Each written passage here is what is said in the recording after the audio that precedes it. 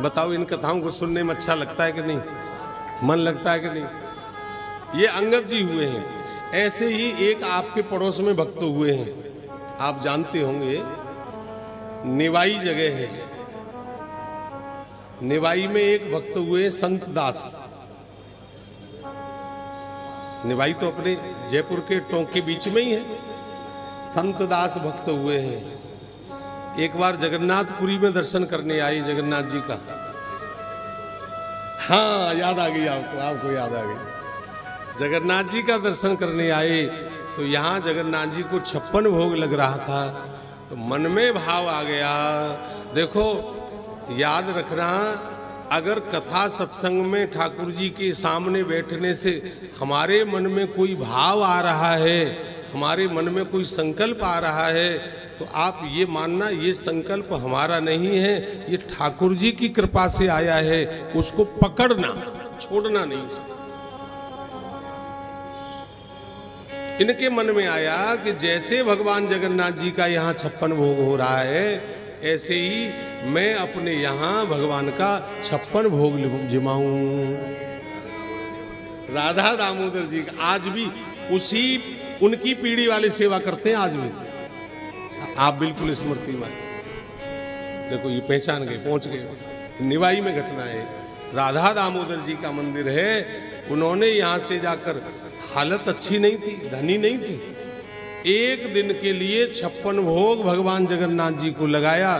तो जगन्नाथ जी पुरी से निवाई गए 56 भोग के लिए। देखो,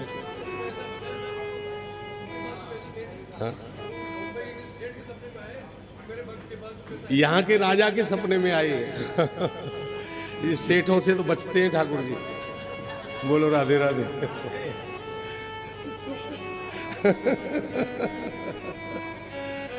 देख लो, समर्थन हो रहा है।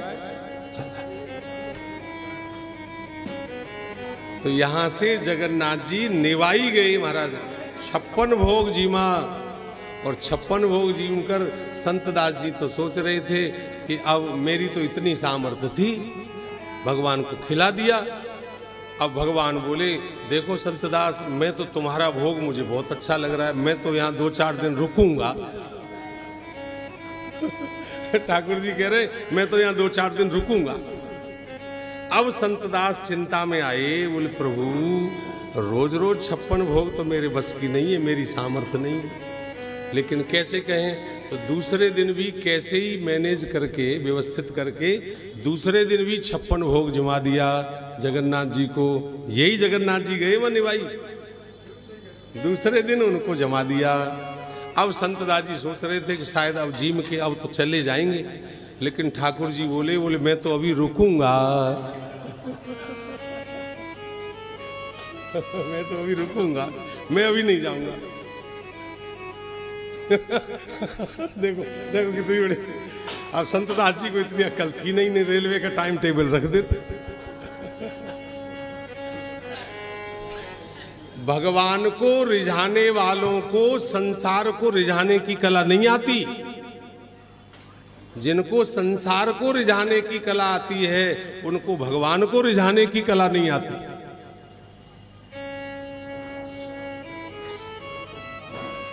जिसने भगवान को रिझा लिया, अब उसे संसार को रिझाना कहां बाकी रह गया, जगत को रिझाना कहां बाकी रह गया। जिसने जगदीश को रिझा लिया, जिसने जगदीश को रिझा लिया, अब उसे जगत को रिझाने की जरूरत नहीं है। माधवदास बाबा है ना, एक घर पे भिक्षा के लिए गए, तो वो डोकरी नाराज हो गई, तो मेरे घर क्यों आया लेने, भाग यहां से, भगा दिया। बाबा दूसरे दिन फिर पहुंच गए मांगने, फिर भगा दिया। तीसरे दिन वो होता ना चूल्हा, तो पोता बोलते हैं हमारे यहां उसको, पोता। तो बहुत दुखी रहती थी, उसके कोई पोता नहीं था। एक दिन पोता लगा रही थी अपने चूल्हे में। माधवदास जी जब भिक्षा लेने गए तो इतनी नाराज हुई कि बाबा तेरे को परसों मना कर दिया, तो फिर कल आ गया, कल मना कर दिया तो फिर आ गया। तो पोता लगाते लगाते बाबा में ही दे मारा उसने। पोता ही दे मारा। बाबा ने उसको पकड़ के कहा, वाह मैया तैने पोता मारा है तो चल मैं तेरे को पोता ही देता हूं।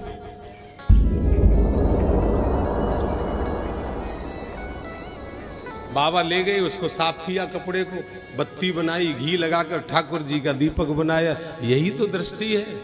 सत्संग में क्या दृष्टि मिलती है? जो चीज संसार के उपयोग की नहीं है उस चीज में से ठाकुर जी को रिझाया जा सकता है। आप बताओ, केले के छिलके फेंकने हैं लेकिन भक्तों ने ठाकुर जी को छिलके खिलाकर भी रिझा लिया। छिलके खिलाकर रिझाया कि नहीं रिझाया? जो संसार के मतलब की नहीं है ठाकुर जी तो उससे ही राजी हो जाएं। पत्रम पुष्पम फलम तोयम यो में भक्त्या प्रयक्षति। तो संत दास ने तीसरे दिन भी कैसे ही कर करा के 56 भोग। अब ठाकुर जी तो अड़े जगन्नाथ जी, बोले मैं खाऊंगा तो 56 भोग ही खाऊंगा।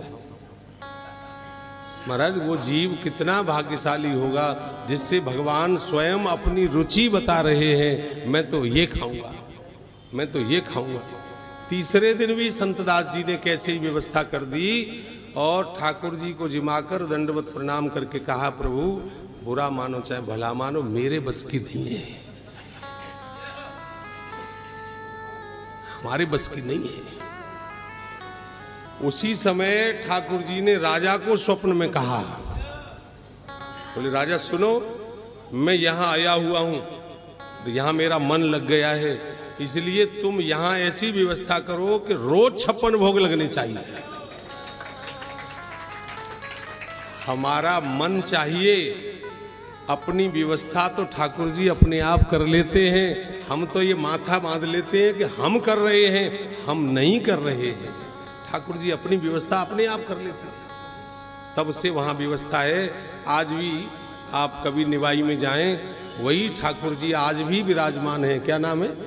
राधा दामोदर जी निवाई में मौजूद हैं आज।